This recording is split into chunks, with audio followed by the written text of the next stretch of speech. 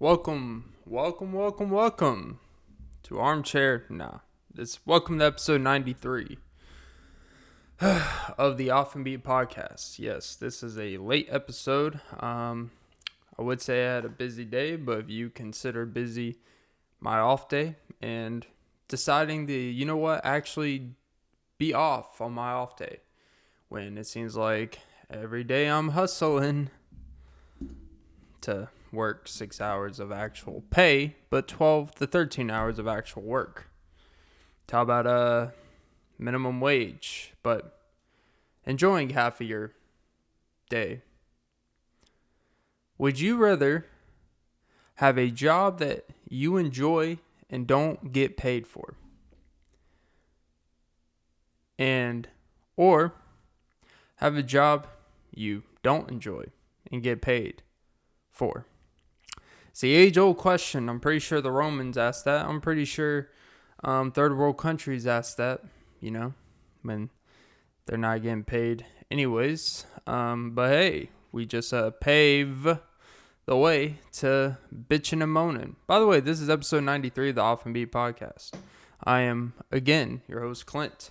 Recording this at 10:52 p.m. on a Monday night. 2 football games today. Let's just say the Raiders decided to kick one through like Urban Meyer, except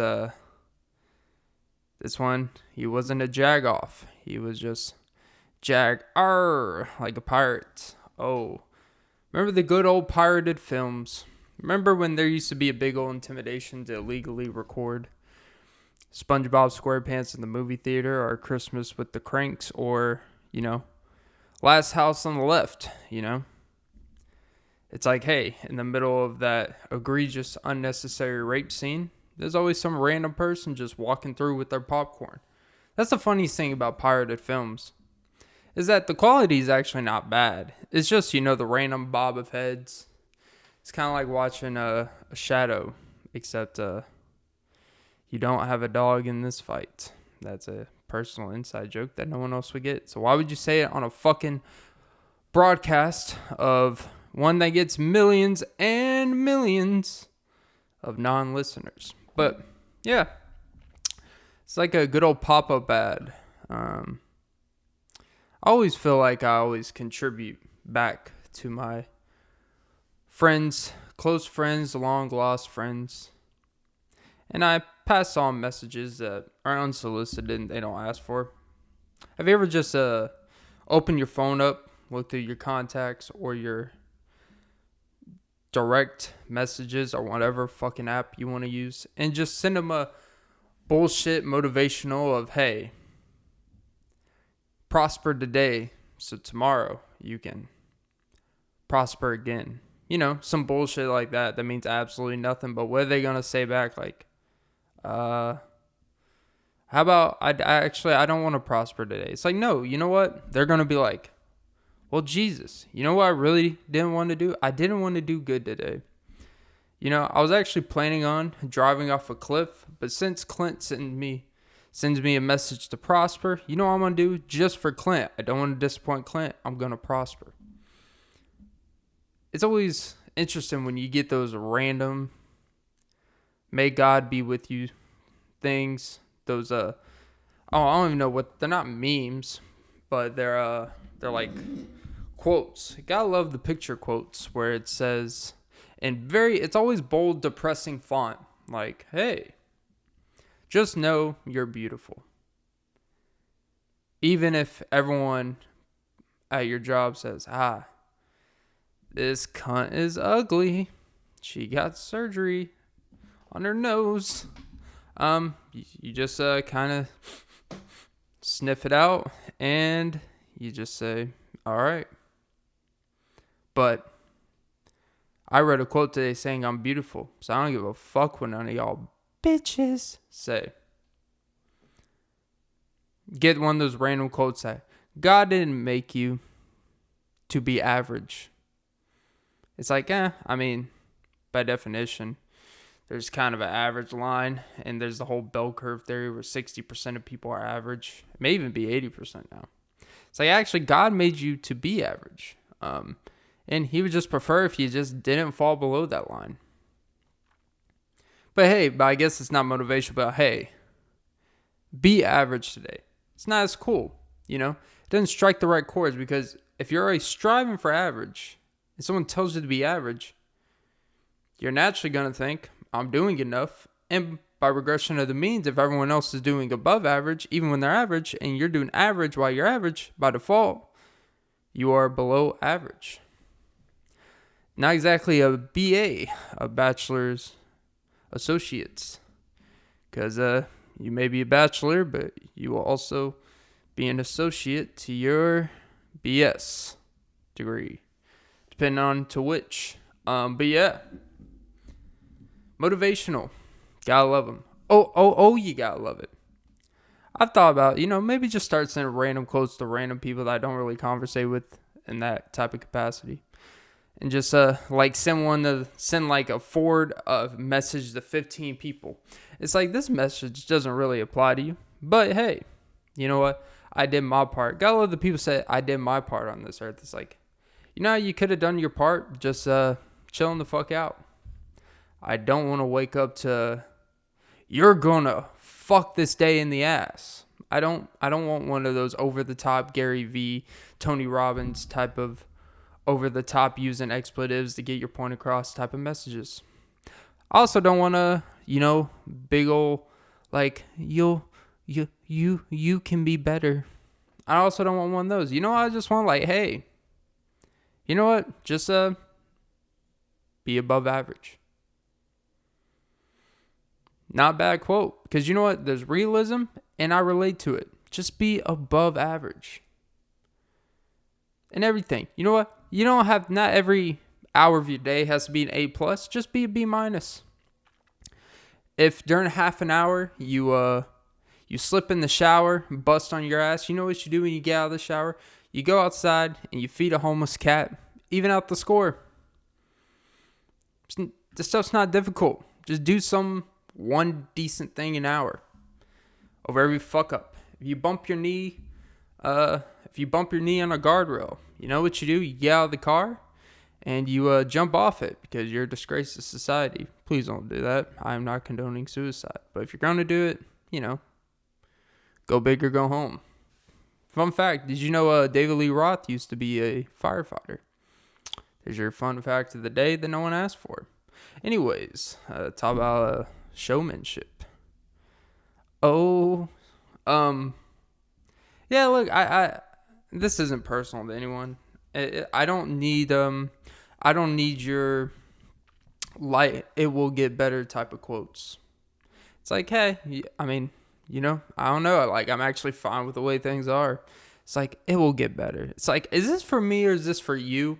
And it's funny when people like find Jesus, or when people go through crisis points and they get into a better place in their life and they're this ultra positive. It's kind of obnoxious, but you let people do the thing. Is like, you know what? I'm happy that you're not going to kill yourself, or you're not an alcoholic anymore. I'm happy for you. So you know what? If I have to deal with 3 months of you over exaggerating how great it is to be overly positive when you have no reason to be that positive, let's keep it real. Yeah, like, I'm just going to be like, cool. I'm not going to be mean to you. I'm going to let you ride your spiritual wave, and that's cool. Whatever crystals and whatever zodiac sign you want to claim, if you want to change your last name, if you want to, go polygamous, I don't give a fuck. Whatever heals up your wounds. But you know what? There's a reason why sometimes a little underlaying salt's good for you. Kind of humbles you. It's crazy how the people with the most obnoxious are the ones that always say, like, they've struggled the most. It's like, hey, you know what? Yeah, you're right. I haven't been a druggie. That sounds like such a negative way. It's like, I haven't been a drug addict. I haven't, had mommy or daddy issues. I'm sorry. I'm sorry I don't have I'm sorry I don't have this weird obsession with things that are just not that big to be obsessed over. Just not me. All right. But Where the fuck was I going with that? Oh yeah, like I'm sorry, like I don't have like this long line history of all this struggle that's mostly upon brought to myself. But just because you do, that doesn't mean you have all the answers. I would argue you actually should be the quietest about saying you know the answers. Struggling the most doesn't equate to being the most. It doesn't mean, to me, it doesn't mean that when you struggle that you have all the answers, that you've experienced life. I really don't give a fuck. And before you say, well, you know why you never struggle? It's because you haven't put yourself out to experience life. It's like, or I make just slightly better non-impulsive decisions sometimes. Not saying I've always done that, but hey, just because I haven't indulged in everything that gets thrown my way and drowned my problems with everything that's kind of like, hey, maybe you shouldn't do that. A little common sense should take place. That doesn't mean I'm not shaming you, but don't shame me for not being shamed of being shamed. Not my problem. Addicts don't have all the answers. People who struggle with stuff don't have all the answers. It's okay. I don't need your million quotes on your IG wall that I don't even go on IG, but I'm still assuming it's the same game. I've left the IG game months and months ago. But hey, I know it's all the same because I still, when I meet up with a friend once in a while, he'll be going through his phone and he'll be making fun of this fucking bitch, this fucking guy. And like, oh, Jesus, this is pathetic. Some things never change. And he's like, Jesus, a lot of lost souls out here. It's like, you know what? I'm sorry. I don't have these incorporate internal issues that at least are not life damaging. But, you know, it's not an excuse for you to send me a, hey, oh, let me guess, your mother never hugged you? It's like, actually, she kind of did. But, you know, being hugged is not the most important aspect of love either. You know, being kissed, being told I love you is not the most important part of love. And I don't need you being 32 years old on your Facebook or IG wall being like, you know, I come from a lot of family trauma. My mom and dad used to always make me finish my plate. It's like, well, yeah, because, you know, it was only half a plate of spaghetti. You need your calorie intake for the day, and you were bulimic, and then you blame your parents for why you have food disorders when they try to actually help it. All right? They can't help if you throw it up after. They pay for the therapy. They pay for you to whatever the fuck. Like, I don't know what to tell you. Clean your plate. Give it to the dog. I don't care. But I don't need your advice. I don't need your quotes sent to me personally. Because it's like insinuating like I haven't talked to you in 3 years since I worked with you. And you've been divorced twice, my friend. Don't tell me that bitches only want you for your money. ... 100. It's like, well, if bitches only wanted you for your money, why were they with you in the first place, my friend? Because if they just want you for the money, you had no money to begin with. And so they only get a payout from divorce because there's nothing to take, my friend. So don't sit here and say bitches are gold diggers when you're not even the gold they were digging for. You should be happy. You should actually, that means you really suck as a person, that you not only did you not have any money to offer, you had nothing to offer. Jesus. Don't send me about how bitches are cunts. No. You're a fucking bitch, dude. I don't know, man.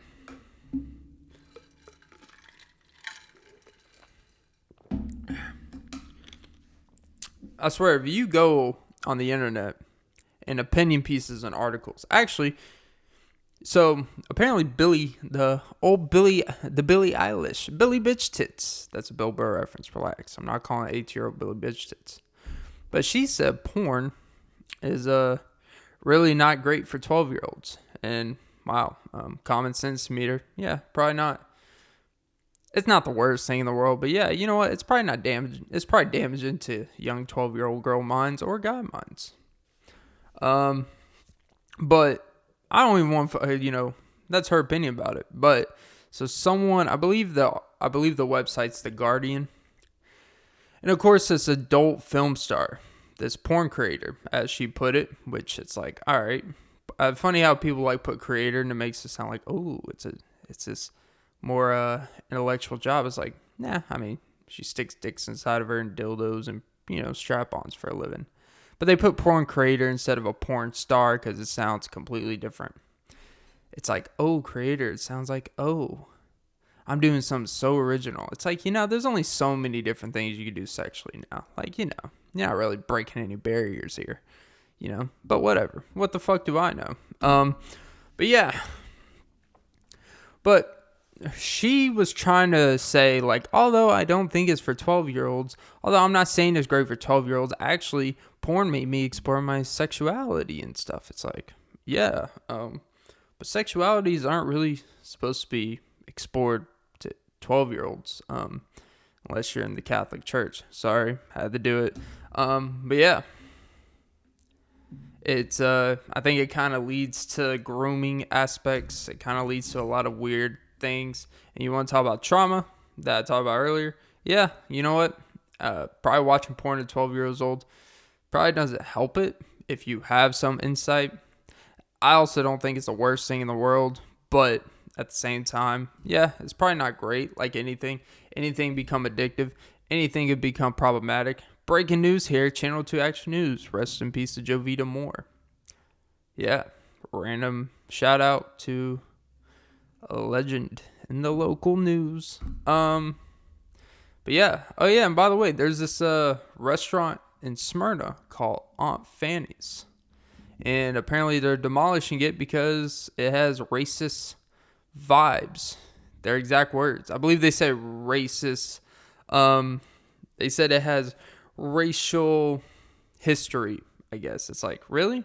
A small diner named Aunt Fanny's? Yeah, probably. Never heard of it. I saw a picture of it. It's like, yeah, I'm not surprised that it would kind of look that way. And I read a little bit of the history. It's like, yeah, it looks like a place that probably has the type of history.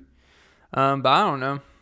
I never knew about it, but it was brought to my attention by Google News. Thank you, Google, for recommending me a diner that may entice me to still not go there. But anyways, but yeah, Billie Eilish. Oh, she also said, I did find that she actually said in a different article that apparently Billie Eilish, she does not like explicit videos, like explicit music videos,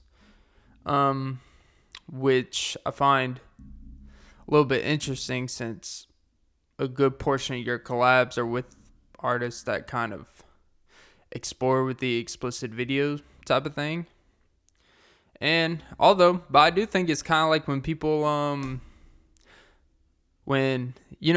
always thought the weirdness with dudes' obsessions with people obsession with their body, because she used to always wear very protective clothing at like 15, 16, 17. Then she turned 18 and I guess she started wearing more revealing clothing, or really just like normal young female adult clothes where it's like, hey, here's my shoulders, and dudes are like, oh Jesus. And then she started wearing stuff that may show a little cleavage, and guys like, ooh, yeah. And they kind of expose a lot of this fucking creepiness we have in this society where dudes are just waiting for the technical legal age to be like, have an excuse to look at revealing aspects of a young female. Yeah, not a big fan of it personally, but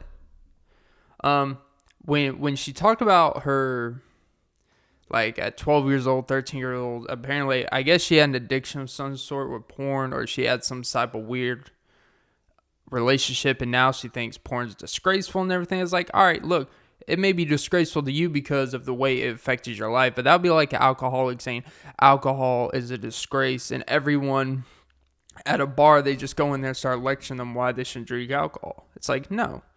You, for whatever reason, chemical, behavioral, you showed you couldn't handle alcohol, so your life is better off just not having it in your life, which is fine. But don't be the guy going around telling people who actually can control, who can manage, and who can just enjoy it in phases and have good times with it. and be the guy, alcohol destroys your life. It's like, no, it may destroy your life, but actually a lot of people can function in moderation and casualty. Polygamy, drugs, and porn are all the same. They shouldn't be taught. They shouldn't be promoted it should be taught, but it shouldn't be promoted at a young age. But hey, you know what? You figure it out as you get older. You work on what doses for you, and you live your life accordingly. Because they're things that don't harm anyone else until it becomes a problem. And actually, I was having a conversation with my friend, and I'll bring it to the fellas. To me, is it cheating if you find your partner watching, what's the correct terminology? Throwing it back part 3? Yeah. If you watch your partner, or if you find out your partner is watching adult content, as professionals would say, porn creators, haha. Is that cheating? To me, not really. But I was talking with someone, they said, well, it depends. And he made it more like a men and women process it differently. And, because he started getting to when men cheat and women cheat, it's for different reasons. And it's completely different and complete different ramifications and I'm not going to get into his view, but I kind of, I'll say I see and I kind of agree with it. But his focus on porn was, if I watch porn if he watches porn as a dude, 9 times out of 10, there's no attachment. It's just whatever. You go on with your day.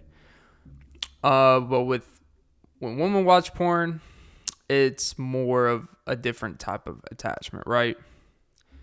And he was trying to explain, the problem with it, he said porn is just really bad in general, right? The problem with porn is that simply it kind of fucks up your perception of reality. That's not breaking news.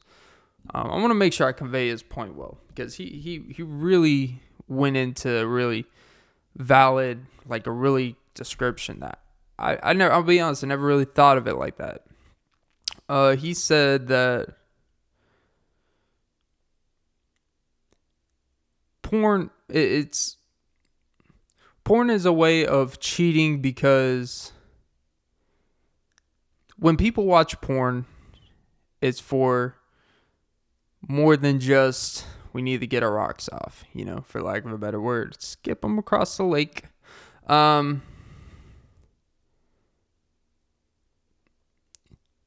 He said if he caught his girlfriend or wife, found out she was watching porn, he would have a huge problem with it. But said that she shouldn't really have a problem when he watches porn. I know, sound misogynistic, but I actually think there's some merit to it in a lot of ways. But yeah, I don't know where I was going with that. I guess the question of the day is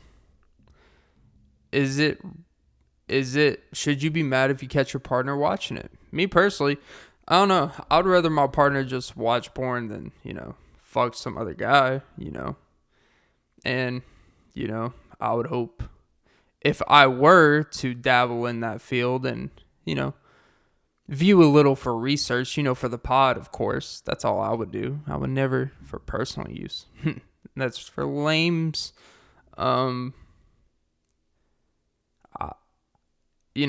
would, if I was married or even a partner, it's like, there's a difference to me. There's a difference between thinking about doing something or even fantasizing about doing something and actually doing it.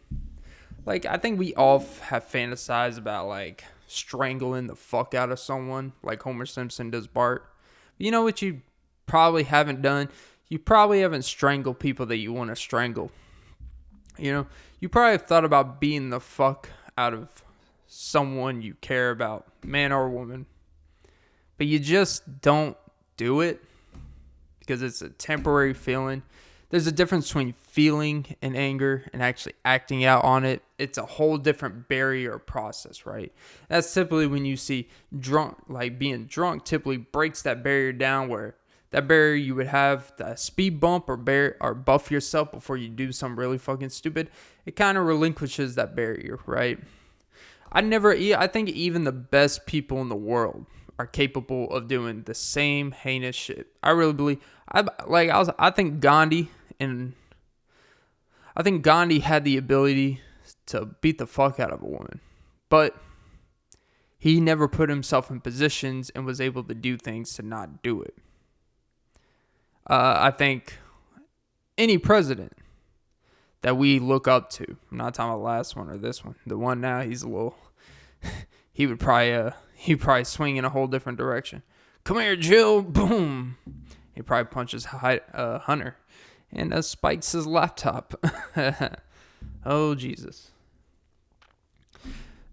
Joe Biden, he couldn't even do a Bill Clinton. He couldn't even find a Monica. He would legit fucking forget, who's this? Oh, Jill, you're doing great. And the next thing you know, it's Mike and Ike. But yeah, he looks like a Mike and Ike.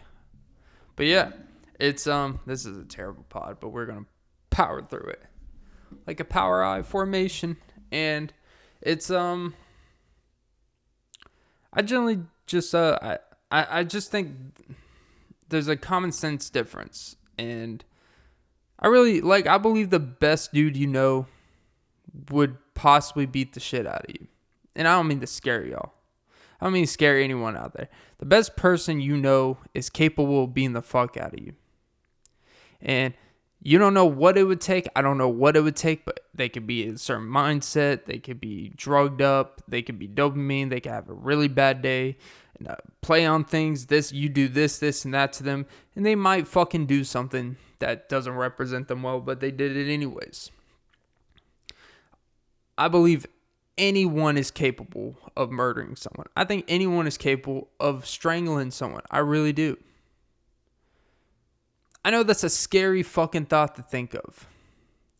But anyone is typically physically capable of it. Because if you're not capable of doing it to people you love, this is going to sound fucked up the more I say it. But if someone breaks into your house and they're trying to beat your fucking kid and steal him, if you don't have the capability to have that instinct to beat the fuck out of someone, it's that weird thing. It's the same thing that makes you a nightmare to your kids also makes you a hero. I know this sounds fucked up.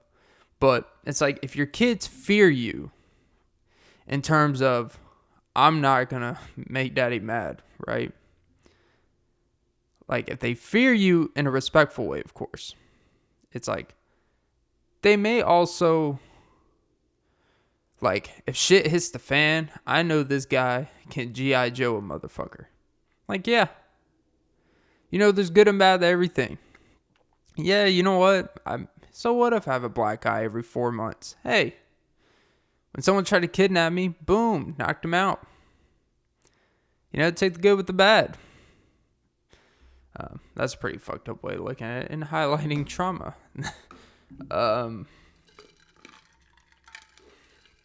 Yeah, fuck your trauma quote. Going back to quotes, I just thought of one that really entered my mind that reminded me of one I got 5 or 6 years ago. When Facebook used to be this thing where anyone on your friends list would just send you group quotes of, love is blind, but what's not blind is my love. It's oh, Jesus, go fuck yourself. Jesus.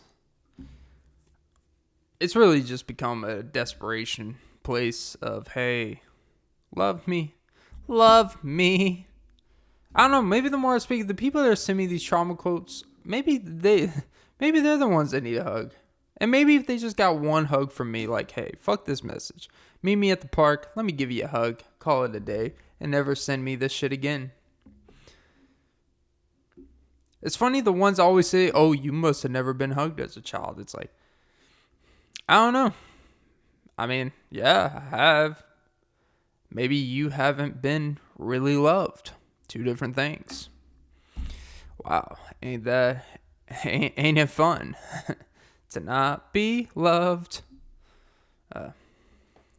That's a weird thing to tell someone you've never been loved. It's Jesus, that's a hell of an assumption just because I destroyed you 13-9 at basketball and told you to eat my balls. It's like, hey, man, don't like the player. Hate the fact that you suck. Hit the gym. Get some shots up during the week. I don't know what to tell you. It's Friday at Mount Tabor, you sack of shit. But yeah, no, one time I was 1v1ing. 1v1ing. Is it 1v1 or 1v1ing? 1-on-1. Talk about a proud family moment. Yeah, I 1v1 this guy that I went to school with. After school, sometimes we'd always go to this nearby recreation center and just kind of, everyone would just kind of play, half-court basketball, the huge. And I 1v1 this guy. And, we played to like, I believe it was, it was supposed to be till 11 or some weird shit. I forgot the rules, but it was like, basically you had to win by 2, but we just kind of kept playing until he started bitching. So I ended up I remember the score, I beat him 13-9 before he called it quits type of shit. He's like, you know what, man? Fuck you. You've never been loved. And I said, well, Jesus. It's a hell of an assumption just because you lost in a game of basketball. And I started thinking, people that win, are they not loved? And that's why they thrive for winning. Was Michael Jordan ever loved? Was Tom Brady ever loved? Even though there's clear history that they both actually had loving fathers. But, we ignore that aspect. It's like, it's always like this, like anytime like something personal affects you, someone always accuses you of something that they may feel that reflects them more than anything. I've never told someone, I bet you just need to be loved by your mom. It's like, I don't know, like that didn't even creep my mind. That's a hell of a deep assumption. I just assume if you're an asshole, it's like, damn, like you're just a fucking asshole. And you have let life dictate how you treat others because some people have treated you a certain way. And instead of rising above that and leading by example, leading the way you would want to be treated, you treat people that you know can only act a certain way based off the wage of their job, blah, blah, blah. And you treat them in such a way that's a reflection on what you feel about you. It's a weird thing that happens. It's weird. It's not in my experience, it's not the millionaires that treat you like, when you work lower wage jobs, as I have in the past, whether it's delivery or just working wherever, it's not the millionaires that treat you worse. I'm not saying all of them treat you great. They may have a weird undertone, like whatever. It's always like and it's not the ones that just make 6 figures, right? It's not the ones that make 100, 200. It's always the ones that make just a level above 25, 30,000. It's like the ones that make in that 40,000 to 60,000 range, right? 40 to 75,000 range, right? It's that fucking range where people get a little high on themselves because they graduated from quote unquote the minimal level job.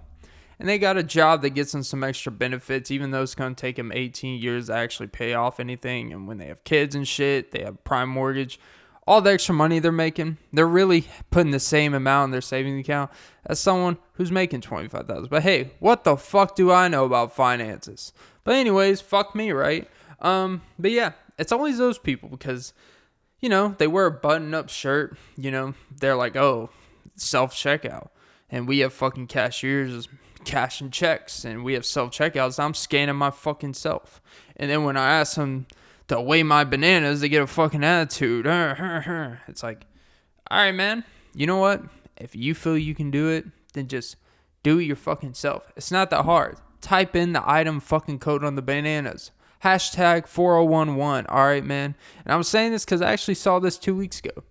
This dude had an attitude because there was no one in the self-checkout area. He didn't know how to do item lookup, or he didn't know how to type. You could literally item lookup, press the button, and don't even have to press the code and just say, weigh your bananas, or you type in the fucking code that's on the fucking bananas.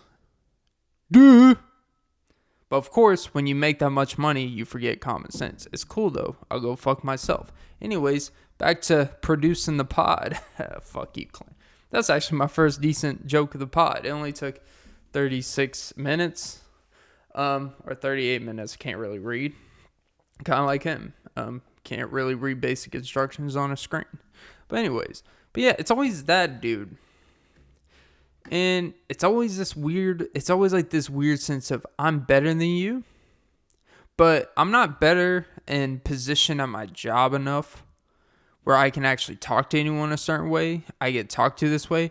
So when I get off work, instead of being a better person than the boss who treats me like shit and just being a decent person and compartmentalizing your anger at work to real life, to people that have nothing to do with whatever bullshit you're feeling, you take it out on a person that's probably struggling to get by, a person who's just trying to make it through, trying to figure out some things about themselves, and you're over here with your gelled up hair, looking like freaking Patrick Bet David, and you're a fucking asswipe.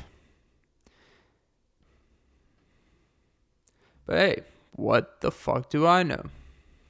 It's always those guys. I don't always say guys because apparently it's not just guys, but you get the picture. It's this weird, it's just this, I'm tired of overusing the term entitlement because I feel like there should be a better word. It's for the self-righteous, loathing, undeserved, unwarranted, hated by the world, went through the system and realized the system doesn't always reward you back and you get fucked in the ass sometimes and they take it out on other people who have nothing to do with you. It's like, hey man, I'm sorry, but not my problem. And that sounds like such a millennial Gen Z thing to say, but that's the same thing you would tell us when you would say student loans, not my problem. Maybe you should have picked a career. It's like, you know what, man? You did exactly the same thing that you tell us to do, and yet you're bitching about your situation and your debt. It's like, go fuck yourself, dude. Go fuck yourself. Jesus, the lack of awareness. Wow, now we're at 37 minutes. Anyways, yeah, man, it's just, it's always those in between. It's like, I guess it's like technically slightly above middle class, technically. And it's always those people. Because they're not high rollers enough to actually have self-esteem to be themselves. They still have to act a certain way to get money. Because, like, here's the thing. When you're, like, lower middle class, you probably just, like, I'm just, fuck it, man. It is what it is. I'm going to be myself regardless. I see for what it is. I'm good. This is whatever it is. I'm going to be myself. And when you make so much fucking money, you don't have to worry about appeasing no one because you've done it. You made the money.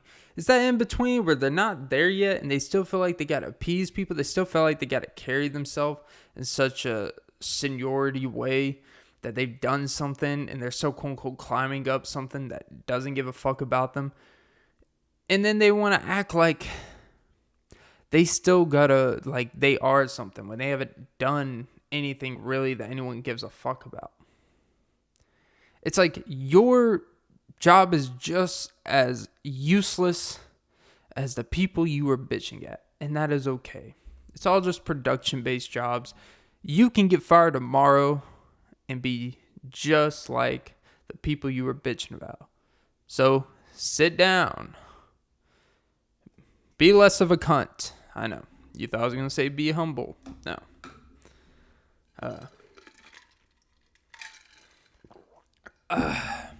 All right. Okay. Let's cap this episode off with some unwarranted wisdom. Wisdom corner now. Do do do do do do. This is my wisdom song. Do do do do do do do. This is the type we get along. Do do do do do do. Maybe you got it all wrong. Do, do, do, do. It's Clint's Wisdom Corner on Monday. All right. Here's your unwarranted wisdom for today. Alright, let me make up some shit real quick that sounds like it has substance, because you know what? You can find substance in anything, even the banana section. Okay. Your next partner should be like dandruff. They make you shake your head, and it's like snowfall when it's not expected. You didn't check for the forecast that day. You woke up, next thing you know, like, holy fuck. 4 inches of snow outside. I don't have snow tires. How am I going to get to work? I've never driven in snow weather. Maybe I should call out. And they're like, no, you still have to get to work today. No excuses. And then unexpectedly, you try to make it, and your car veers off and ice me out like a cash doll. Ice me out. And you veer off into a frozen lake. That's what finding your partner should be like. Unexpected, and your hardest, most unexpected, because you didn't expect to still try to go to work. You could have took the easy way out and not went. You could have avoided those icy roads, but because you did, you may have lost everything. But when you got out of that lake and your car was drowning in there, who was there calling the ambulance to make sure you're okay? Some brunette that was taking her border collie for a walk. And you're like, what the fuck's wrong with you? Why would you, of all the fucking days, you take your dog out for a walk? It's like, well, this is that dog's last week of living. And he's probably never seen snow. We adopted him 3 years ago. And you say, we? He's like, yeah, me and my sister. I live with my sister. And you're like, oh, so got a chance. And then she's like, here, why don't you, look, I got some heating pads and all that. I know you're cold as hell. Come get some heating pads. I got some nice sweaters. We can have a nice, you stay, take a hot shower, call your job, do what you gotta do. You go over to her house, and you see that she likes the Mets. And you're a Mets fan, and you're both out of towners because you both live in, Kentucky. And you're like, whoa, you like the Mets? And you're like, well, my dad was a Mets fan, but then he passed away. And you're like, my dad did too. He was a Mets fan. And then, you do a couple lines of Coke to reunite, and you make love on the patio table outside, dust the snow off. And that's how you should find your next partner. All right, that is episode 93 of the Off and Beat podcast. Like and subscribe, all that bullshit, and don't forget to suck some titties. And this is probably one of the worst podcasts I've ever done. I say that just about every other podcast, but I actually mean it. Would you flip a coin, heads or tails? I'm ahead while you're dragging your tails. Dragon tails, no more like a dragon tail. Come along and shake my hand, and fuck Imagine Dragons for their overrated band. Oh, I know I just caused a lightning and a thunder. Yeah, I don't know, overrated. Just my opinion. Alright, have a great day, and suck some titties. Oh, Jesus, my knees. Oh, my knees. I really be needing to pop them. Oh, Jesus.